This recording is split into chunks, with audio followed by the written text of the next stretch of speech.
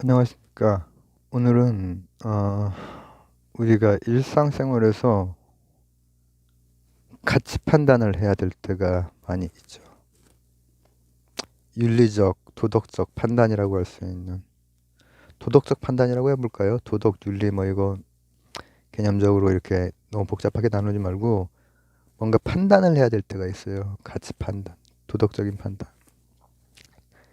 이에 대해서 한번 얘기를 나눠보려고 하는 거예요. 왜냐면은 이 판단이 우리 실제로 쉽지가 않잖아요. 복잡하잖아요.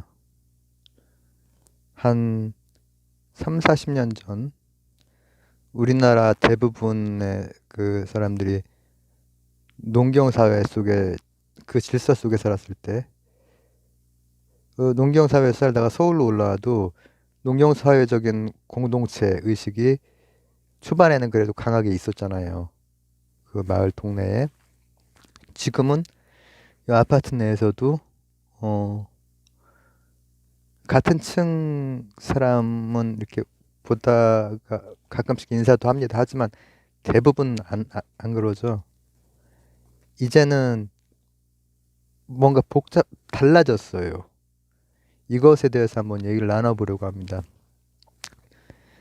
그 이전까지 우리가 전통적으로 이렇게 생각할 수 있는 것은 뭐냐면은, 어, 직관, 직관 가지고 도덕 판단을 하는 거예요. 이것은 강렬해요.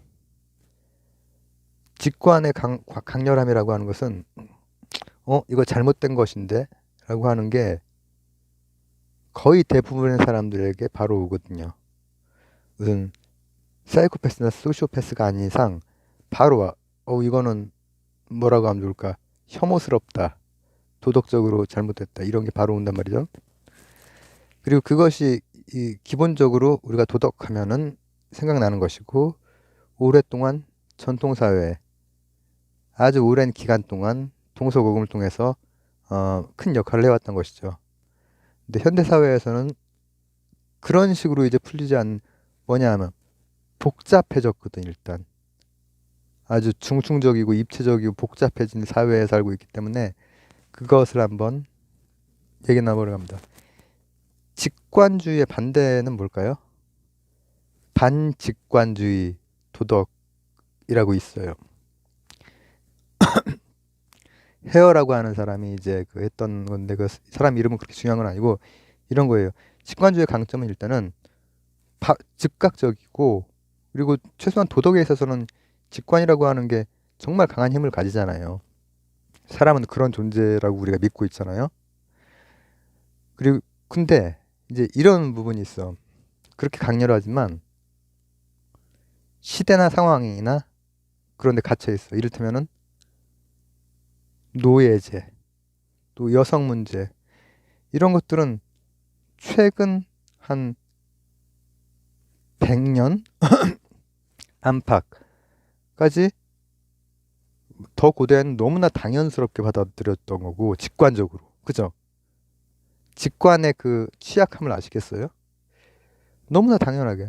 우리나라도 그 아들과 딸 후남이 나오고 하는 그거 있잖아요. 그 아들과 딸인가? 김영애, 야, 하여튼 김희애 나오고, 그거 그게 실제로 우리가 사는 세상에 얼마 전 일이에요. 제가 어렸을 때 일이란 말이에요. 그죠?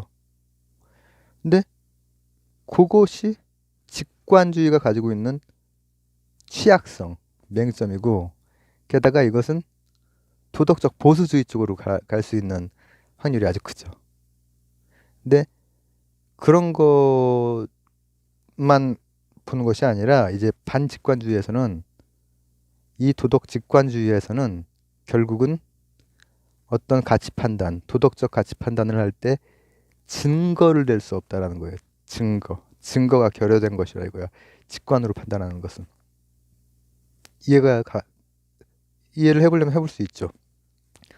그러면 반직관주의는 어떻게 되느냐? 반직관주의는 일단은 어, 논리 가지고 따지는 거야, 도덕을.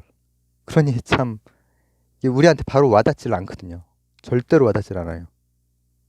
그렇기 때문에 그게 나름의 대안적인 모델을 가지고 있어요. 그 모델을 뭐라고 하냐면은 두 수준 사유 모델. 그러니까 the two level model of thinking. 두 수준으로 사유를 하는 모델이라고 해요. 즉 직관과 반직관에 해당되는 논리, 이것을 결합한다는 의미인데, 이게 뭐 엉성하게 이렇게 배합하고 이러는 게 아니라 현대사회로 오면서 더욱더 뭐 하나 판단하기가 힘들어지는 거예요, 진짜로. 그쵸? 농경사회에 비해서. 농경사회는 질서라는 게 딱 있어. 그리고 보수적으로 갈 수도 있고, 또 그 질서에 불합리성이 있어도 그게 그냥 선입견으로 그냥 가버리는 거야. 그리고 그걸 논리적으로 증거를 대지도 못해. 그걸 가장 크게 문제 삼거든요. 반직관주의에서는. 근데 왜 투 레벨이냐? 직관으로 해결되는 게 너무 많거든, 사실은. 대부분의 일들은 사실 직관으로 해결이 돼요. 아, 저거 나쁜 놈이네 하는 건 거의 바로 돼. 근데 어떤 경우에 상황이 복잡하고 중충적이고 이 도덕과 도덕이 만나는 지점들이 있고 막 할 때는 그때 어렵단 말이야. 그때 투 트랙을 쓰는 거지. 한 레벨의 사유에서는 직관이라고 하는 것을 하는데 직관들끼리 충돌하기도 하죠. 충돌할 때 직관주의는 해결이 굉장히 어렵거든. 왜? 자기 직관이 최고니까. 그럴 거 아니에요. 다양한 우리가 진영이 나뉠 수 있는 어떤 것들이라든지 생각이나 믿음이 갈릴 수 있는 부분에서는 다 그 직관주의가 큰 기능을 하고 있는 거예요, 사실은. 우리 일상에서. 그 경우에 그 부딪히는 부분을 바로 다음 단계, 다른 레벨, 반직관주의적 논리 가지고 해결해 보자라고 하는 것이 헤어가 제시하는 두 수준 사유 모델이에요. The two level model of thinking. 이걸 가지고 논리적으로, 이게 직관을 아예 빼고 논리적으로 하면 뭐가 문제일까요? 가책, 회한. 직관주의를 안 따랐을 때는 뭔가 그렇단 말이야. 어떤 걸 생각하면 좋냐면은, 잠깐만 뭐 해볼까요? 내가 예시를 아까 처음에 생각하고 시작했는데 까먹었네. 예시를 내가 뭘 생각했었지 아까? 죄송합니다.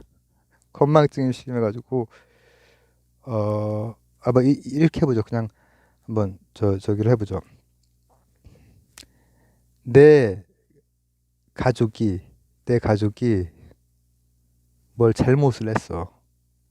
잘못을 했는데 그걸 내가 어떻게 해서 이렇게 좀 숨길 수 있어.